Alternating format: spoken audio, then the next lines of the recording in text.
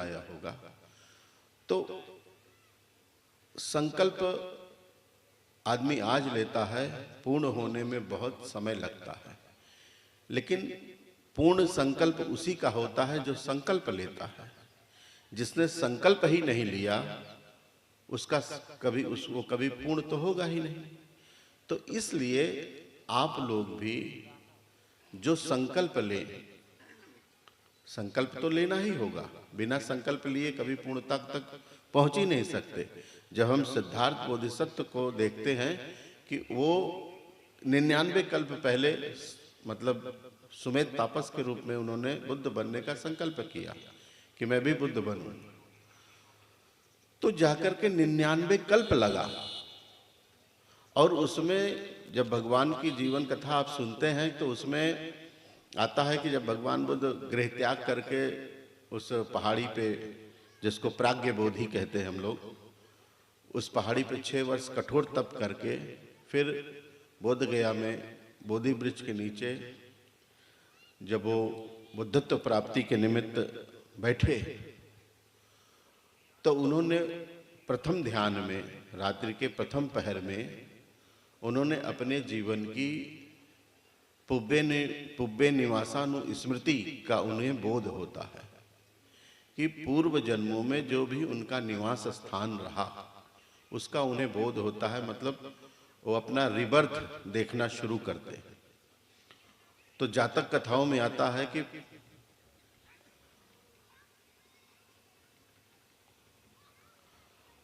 (543) के लगभग जो है उन्होंने अपना जीवन देखा, और देखा ही नहीं, उन्होंने कहाँ किस योनि में कहाँ जन्म लिया, कौन उनके माता पिता थे, उन्होंने कौन सा कर्म किया,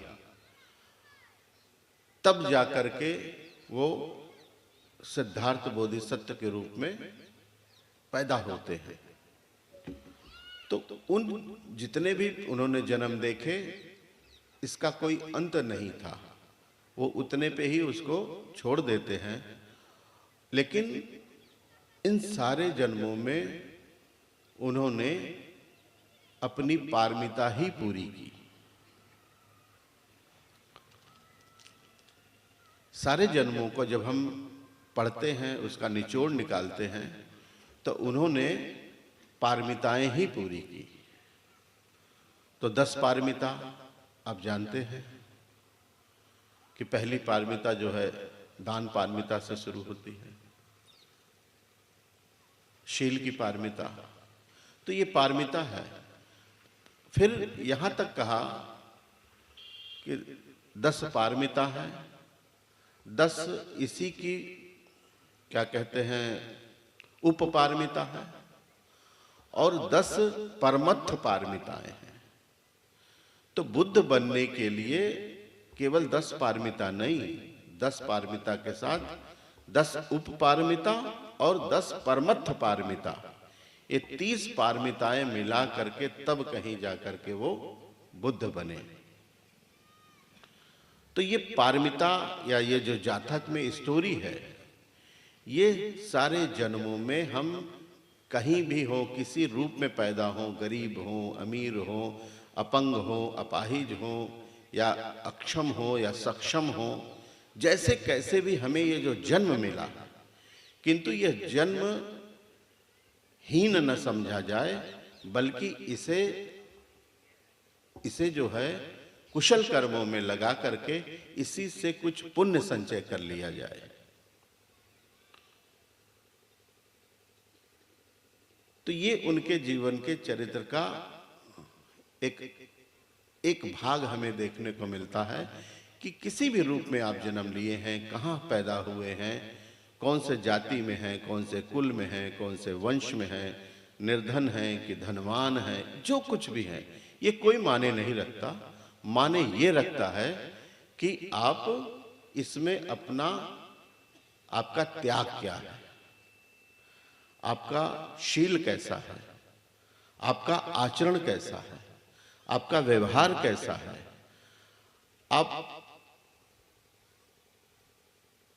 का जीवन स्तर कैसा है, ये सारी चीजें करते हुए, और आपके जीवन में जो बुद्ध की शिक्षाओं के अनुसार समता, समानता, न्याय और बंधुत्व, जिसकी हम लोग बात करते बड़े बड़े मंचों से सुनते हैं कि ये समता क्या है, समानता क्या है, न्याय क्या है, बंधुत्व क्या है।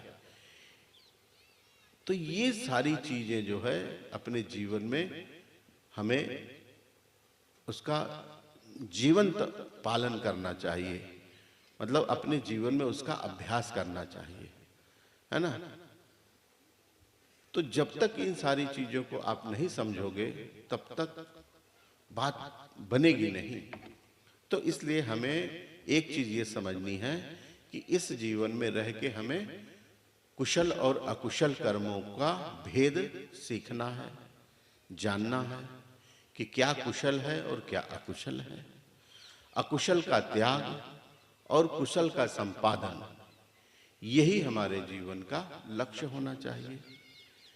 कि दुर्गुण हो सकते हैं, दुर्गुण किसमें नहीं है, किंतु उन दुर्गुणों को निकालने का प्रयास करना। अरे प्रयास करोगे तभी तो निकलेगा। तो वो प्रयास करने में हो सकता है आपको संकल्प भी लेना पड़े, आपको कुछ तपश्चर्या करनी पड़े, कुछ कठोर संकल्प के साथ करना पड़े, लेकिन करना तो पड़ेगा। जैसे जब कपड़े में दाग लगता है तो जब साबुन से आसानी से नहीं छूटता तो हम लोग उसे रगड़ के छुड़ाते हैं, है ना। तो कुछ चीजें ऐसे रगड़नी पड़ती है ना, जिसको वो करना पड़ता। तो ऐसे ही कुछ चीजें हैं जिन्हें हमें आसानी से छूट जाती हैं, कुछ आदतें, कुछ व्यवहार, कुछ चीजें कठोरता से सूखती हैं, है ना, उनके लिए हमें संकल्प करना पड़ता है। तो इस तरह से हमें अपने आप को परिशुद्ध चित्त बनाने के लिए और दोष रहित बनाने के लिए, दोष मुक्त होने के लिए हमें अभ्यास करना है। किसका अभ्यास करना है? तो भगवान बुद्ध ने हमें बताया शीलों का अभ्यास, है ना। क्योंकि भगवान बुद्ध का जो धर्म है वो शील आधारित है। दूसरे मतांतरों में शील जो है, जैसे आपके घर में रोशनदान होता है ना, वेंटिलेशन के लिए हवा आती है जरा से, तो उस तरह से उनके यहाँ शील का मतलब होता है। बाकी और सारी चीजें होते हैं, बाकी सारे कर्म कांड होते हैं, लेकिन शील मात्र उतना ही होता है। लेकिन बुद्धिज्म में तो शील जो है वो उसका प्रवेश द्वार है। बिना शील के रास्ते आए आप बौद्ध धर्म की ओर आ ही नहीं सकते, है ना। बौद्ध धर्म आपको समझ ही नहीं आएगा।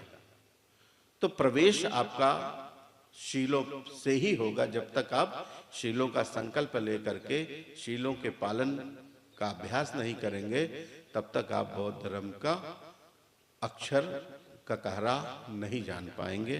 तो उसको जानना है, सीखना है, समझना है, उस पर चलना है।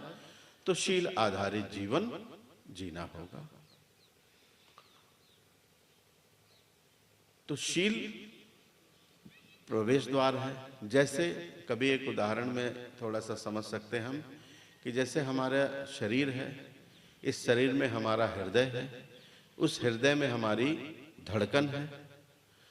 तो जब तक हृदय धड़क रहा है तभी तक ये शरीर है।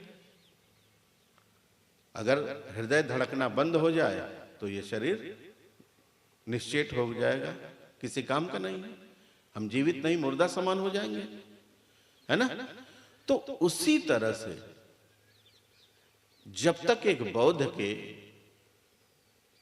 जीवन में शीलाचरण है, शील आधारित उसका जीवन है, तभी तक वो बौद्ध है और बौद्ध के रूप में वो जिंदा है। यदि उसके जीवन में शील नहीं, सदाचार नहीं, संयम नहीं, तो ये जान ले कि वो बौद्ध नहीं है। नाम के आगे कितना ही बौद्ध लिख लेने से बौद्ध नहीं हो जाएगा। वो उसको जी रहा है, उस पे उसका आचरण कर रहा है, उसका व्यवहार कर रहा है, तभी तक वो बौद्ध है। तो उसी तरह से बुद्धिस्ट होने के लिए हमें हर समय सजग रहना होगा। किसके लिए? अपने शीलों के लिए, है ना। अपनी चित्त की समता के लिए, कि हम अपना जो समता है हमारी उसको हम ना खोएं। और तो ये चीजें हमें बड़े अच्छे तरीके से इस समझने की है कि शील हमारे लिए क्या है। तो शील के बिना कुछ नहीं है ना। भगवान ने एक जगह कहा कि शीलं करेव कल्याणं शीलं लोके अनुत्तरं पस्व घोर विसो नागो शील वातो न है ये। कि मतलब जो शील कितना कल्याण करता है हमारा। शील के समान लोक में कोई दूसरा है भी नहीं। यदि जो व्यक्ति शीलवान है और शील उसका इतना कल्याण करता है कि जो पस्स घोर विसो नागो, जो जहरीला सर्प है वो भी जो है उसको नहीं डसता, है ना। और उस जहरीले सर्प की भी रक्षा हो जाती है क्योंकि वो भी शीलों पे चलता है। तो ऐसे बहुत सारी चीजें हैं। तो एक तो ये है। दूसरा क्या है, हम लोग हमेशा कहीं निमंत्रण या कहीं कोई कार्ड बनाते हैं, देखते हैं, या कहीं बैनर लिखते हैं तो हम लोग लिखते हैं शील समाधि प्रज्ञा, है ना। तो शील, लेकिन कहीं कहीं कुछ लोग अपने शायद उनको ज्ञान ज्यादा होगा तो वो प्रज्ञाशील समाधि लिख देते हैं, है ना। कुछ ज्ञानी पुरुष हैं।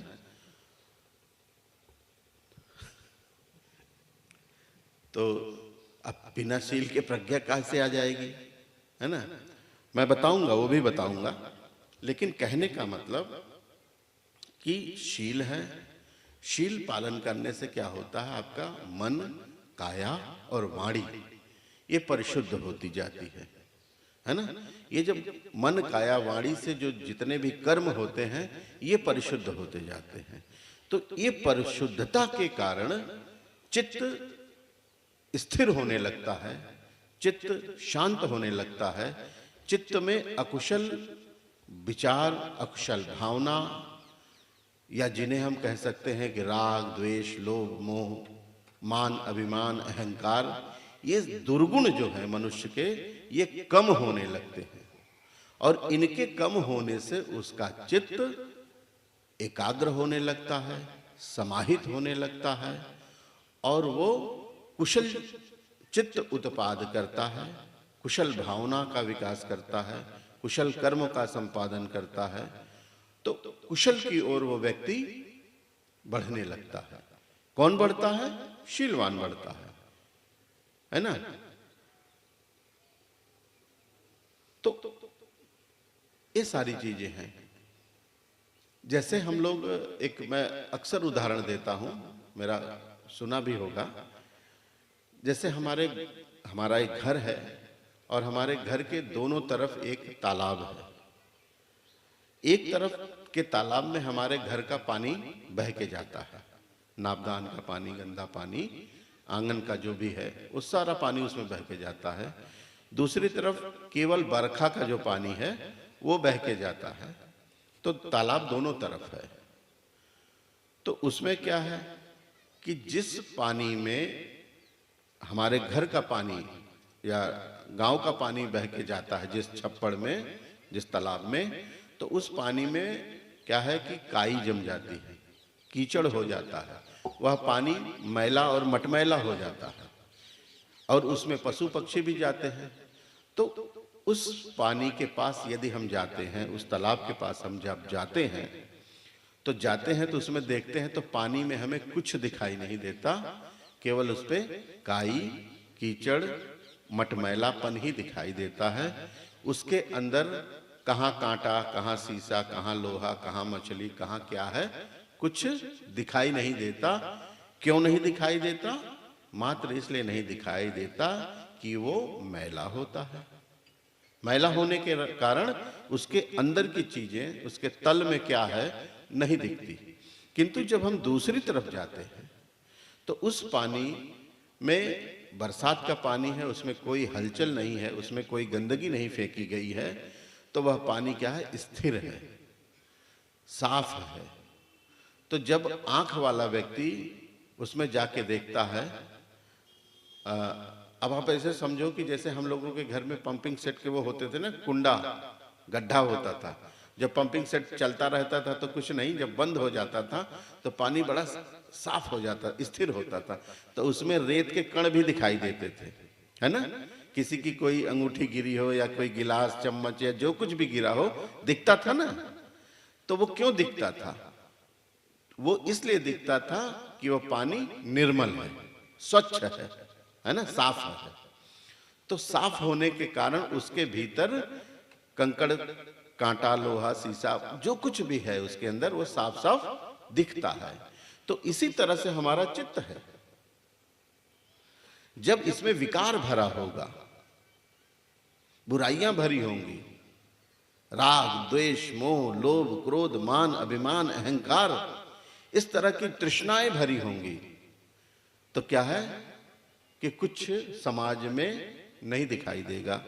कौन बड़ा, कौन छोटा, कौन कैसा, कौन किसके साथ कैसा व्यवहार, ये सारी चीजें नहीं समझ में आएंगी। वो क्या कहते हैं, लोगों को अभिमान के कारण उनकी अवहेलना करता हुआ, उनका मर्दन करता हुआ आगे बढ़ता जाता है। किंतु जब ये चित्त शील पे आधारित होगा तो निर्मल होगा, स्वच्छ होगा, शांत होगा। तो ये क्या है, संसार की सारी अच्छाई, सारी बुराई दिखेगी। और वो दिखने से हम कैसे आचरण वाले हैं, हमारा शील क्या है ना, हम किस पे चलने वाले हैं। तो हमें कुशल और अकुशल, पाप और पुण्य, है ना, सही और गलत, ये सारी चीजें हम लोगों को साफ साफ दिखाई देगी। तो हम अकुशल का त्याग करके और कुशल का संपादन करना हम अपने जीवन में शुरू कर देंगे। तो ऐसा चित्त निर्माण तभी होगा जब शील हमारे जीवन में होगा।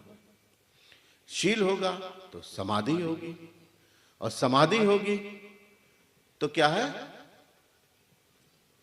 फिर प्रज्ञा।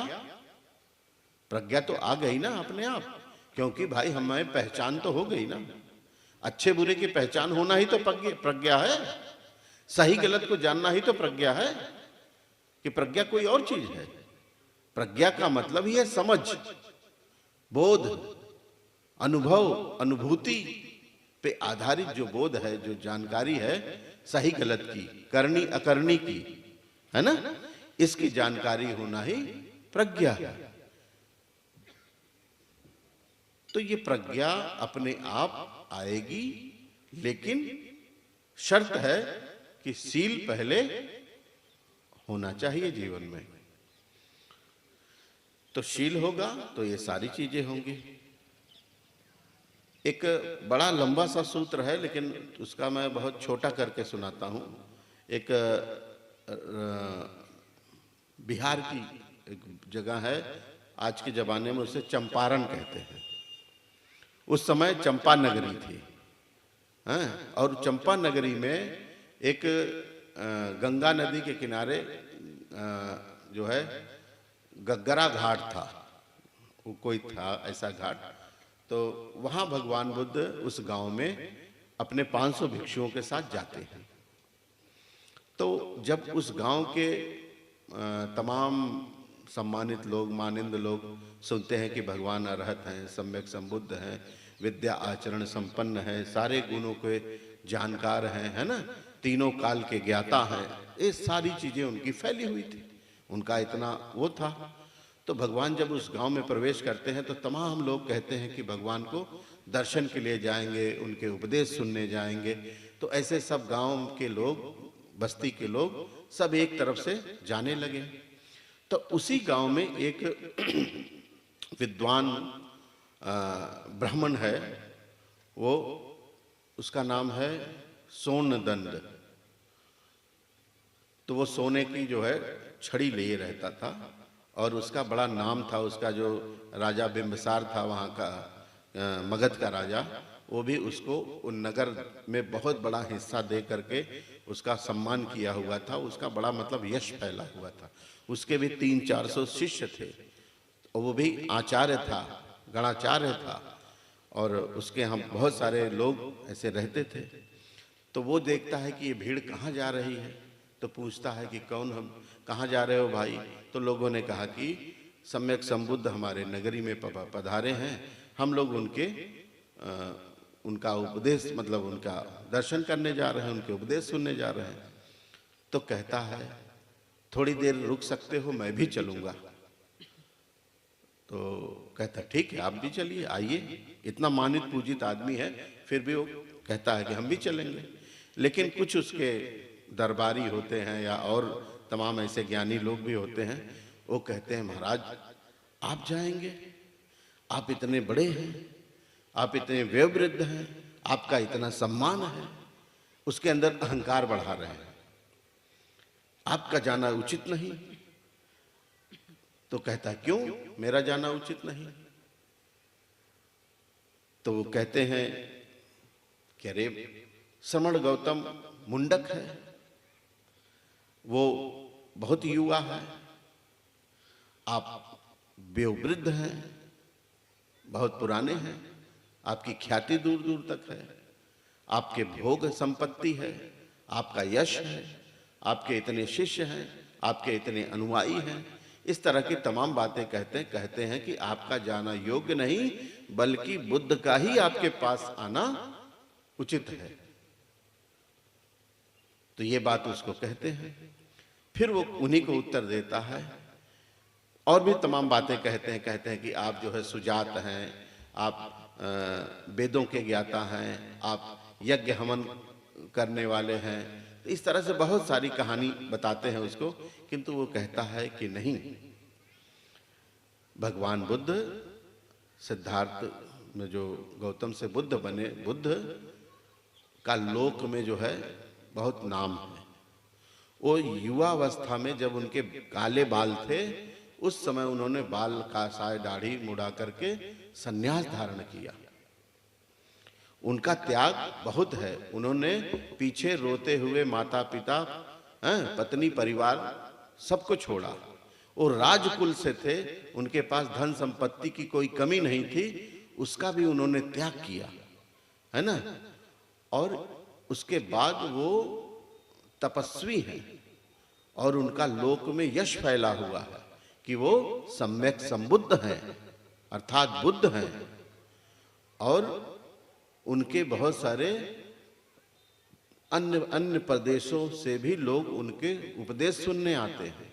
उनके अनुयायियों की संख्या बहुत है और वो राजकुल से हैं। तो कैसे वो हीन है, कैसे हीन है? और दूसरी बात कि वो हमारे नगर में पधारे हैं और हमारे नगर में यदि कोई आया है तो वो हमारा अतिथि है। तो अतिथि के दर्शन के लिए जाना हमें ही उचित होता है, न कि हम ये उम्मीद करें कि ये मेरे दरवाजे आएंगे। तो कहता है ठीक है। खैर वार्ता बड़ी लंबी हो गई, पहुंच गए। लेकिन अब रास्ते में जा रहा है तो उसके मन में बहुत सारे विचार उठ रहे हैं। हर आदमी को विचार उठता है। तो ये कहता है कि जो बुद्ध हैं बहुत ज्ञानी हैं, कहीं ऐसा कोई सवाल हमसे न पूछ लें कि जिसका मैं सही उत्तर न दे पाऊं। तो ये भरी सभा जो चंपारण की नगरी में जहां मेरा यश फैला है, जहां लोग मुझे मानते पूजते हैं, है ना, मेरा उपहास उड़ाने लगे, मेरा हास हो जाए। फिर क्या मैं अगर सवाल पूछूं भगवान से और भगवान कहीं यह कह दें कि सोनदंड ये क्वेश्चन, ये प्रश्न ऐसे नहीं ऐसे पूछना चाहिए था, तो भी मेरी हंसी हो जाएगी। क्यों ऐसा नाराज होता कि भगवान क्या कहते हैं, ऐसा प्रश्न पूछते जिससे मैं उनके सारे बात का जवाब दे देता और मेरा सम्मान भी बचा रहता, मेरी हंसी भी नहीं होती और जो है मेरा यश बना रहता। फिर कहता है कि भगवान यदि मैं वेदों का ज्ञाता हूं और अगर वेद विषयक प्रश्न पूछ ले भगवान तो मैं सारा उत्तर सही सही दे डालूंगा। तो भगवान बुद्ध तो बुद्ध है, अब वो बैठने में भी विचार करता है कि मैं कहाँ बैठूं, सामने बैठूं, अब पता चला प्रश्न न पूछूं तो लोग मुझे ही कहेंगे कि देखो ये व्यक्ति यहाँ आया भी और भगवान से कुछ पूछा नहीं, और कहीं मुझे सामने देख कर बुद्ध पूछ लें। पीछे बैठूं और प्रश्न ना करूं तो लोग कहेंगे कि देखो आया और जो है ऐसे चुपचाप बैठ करके वो चला गया, मतलब बुद्ध के सामने आने से डर गया, तो भी मेरा यश क्षीण हो जाएगा। बड़ा संकट उसके जीवन में, बड़ा संकट। फिर आता है और भगवान के पास ही प्रणाम करके बैठ जाता है। बहुत सारे लोग उसके साथ आते हैं तो कोई नमस्कार करता, कोई चरण छूता, कोई कुछ करता, कोई ऐसे ही बैठ जाता। सब परिषद बैठ गई। जब सब परिषद बैठ गई तब उसके मन में फिर वही सवाल आ रहा है कि भगवान मतलब उसी जो है वेद सम्यक कुछ प्रश्न पूछ लेते जिसका मैं अभ्यास किया हूं तो मैं भगवान का सही सही जवाब दे देता। अब भगवान बुद्ध अपने चित्त से उसके चित्त में हो रहे उथल पुथल को, प्रश्न, इन विचारों को अपने चित्त से जान जाते हैं, क्योंकि वो परचित्त ज्ञानी है। परचित्त ज्ञानी है बुद्ध, तो उसके चित्त की अवस्था को पढ़ करके तब भगवान वैसा ही प्रश्न पूछ लेते हैं उससे। तो कहते हैं कि सोनदंड, ब्राह्मण कौन होता है और कितने गुण होने से कोई व्यक्ति ब्राह्मण होता है? तो उसका तो मतलब मन उसका खुश हो गया कि अरे ये तो भगवान ने बड़ा सरल क्वेश्चन हमसे पूछ लिया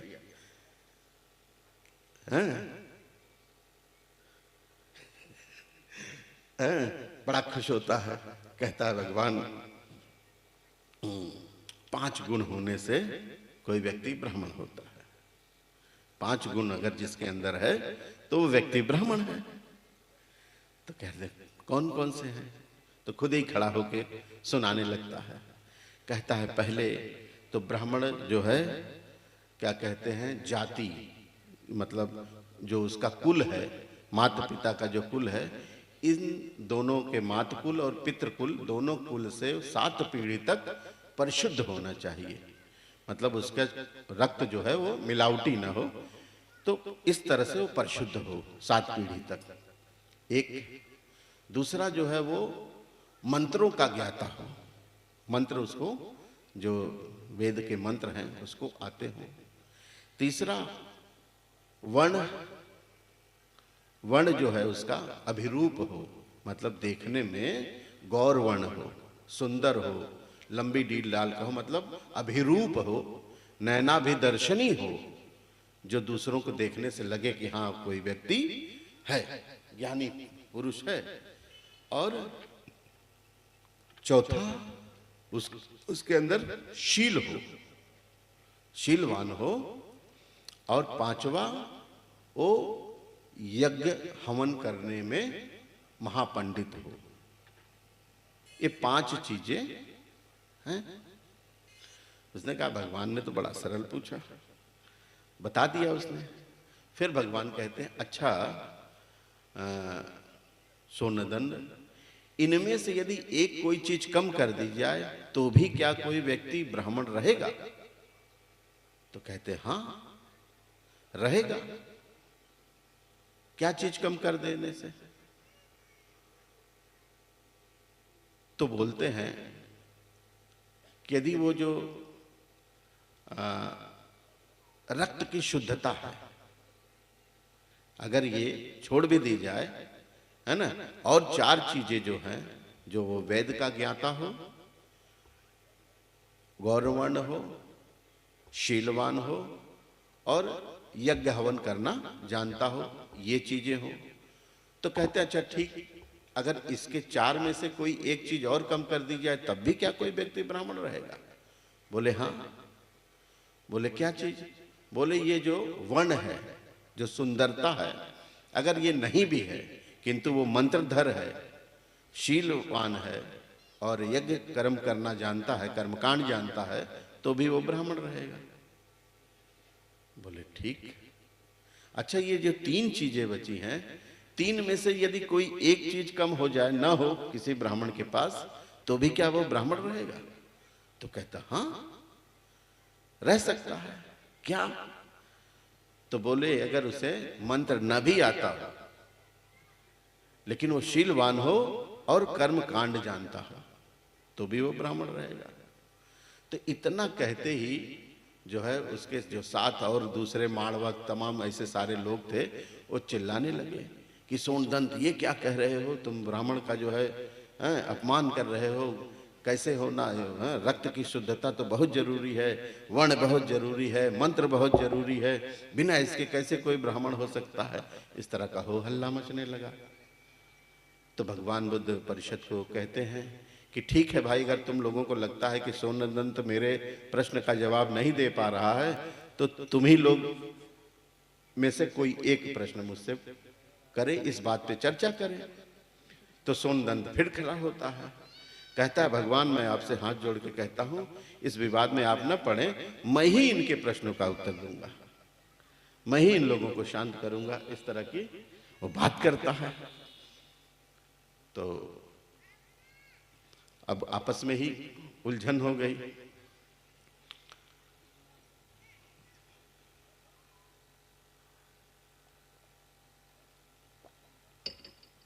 तो ये कहता है कि देखो, यहां मेरा एक भांजा है बैठा हुआ, माड़वत,